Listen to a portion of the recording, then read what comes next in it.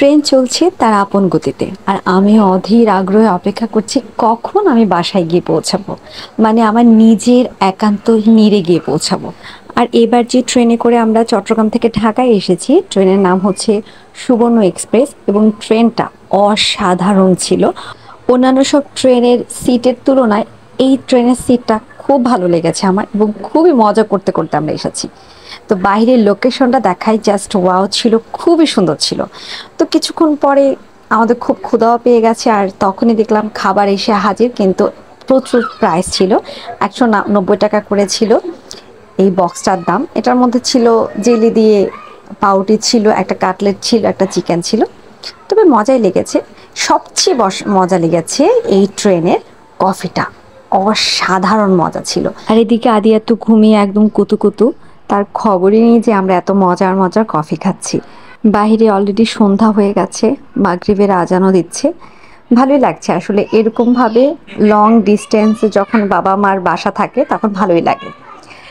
তারপর কখন যে ঘুমিয়ে গেছি আর কখন যে চোখ মেলে দেখলাম যে ঢাকায় এসে পৌঁছে গেছি।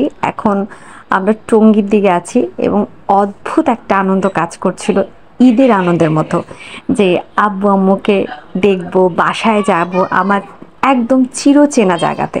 ট্রেন থেকে নেমে পাক্কা 30 মিনিট ওয়েট করার পরেও কোনো সিএনজি পাইনি। সিএনজি যে কয়টা ছিল স্টেশনের সামনে প্রচুর প্রাইস ছিল।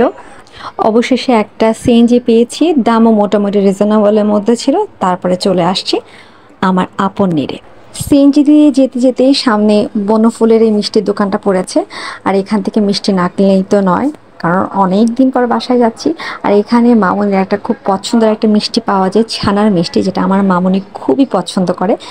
ফাইনালি চলে এসেছি বাসায়। আদিয়াত তো খুব হ্যাপি। আদিয়াত বড় হওয়ার পরে 1 বছর বছর তো আসলে বাচ্চাদের মাইন্ড চেঞ্জ হয়, আগের বছরের কথা এই বছর মনে থাকে না। তো ওখানে আমার আব্বু আমাদের জন্য একদম অপেক্ষা করছে, সাথে মামুনিও। এক অন্যরকম একটা অনুভূতি, মনে হচ্ছে একদম সুইজারল্যান্ড থেকে একদম বাংলাদেশে এসে হাজির হয়েছে। আর এখানে আব্বুর সাথে আদিয়াতের পাপা একটু ভালো মতো কোলাকুলি হচ্ছে। এই হচ্ছে বাসায় আসা পর্যন্ত ভিডিও। আর এখানে মামুনি আমাদের জন্য ওয়েলকাম ড্রিঙ্কস বানাচ্ছে। আর আমি ঘরে ঢুকে সবগুলো রুম ঘুরে ঘুরে দেখছিলাম কত বদলে গেছে। আমি থাকতেছিলাম একরকম, এখন আমার আব্বু মামুনি থাকতে হয়েছে আরেক রকম, এক অন্য রকম অনুভূতি। তারপরে একটু শরবত টরবত খেয়ে নিচ্ছিলাম, ভালোই লাগছিল। তো আজকের ভিডিওটা এতটুকুনি। সবাই ভালো থাকবেন, আমার জন্য অনেক অনেক দোয়া করবেন। দেখা হবে নতুন আরেকটা ভিডিওতে। আল্লাহ হাফিজ, আসসালামু আলাইকুম।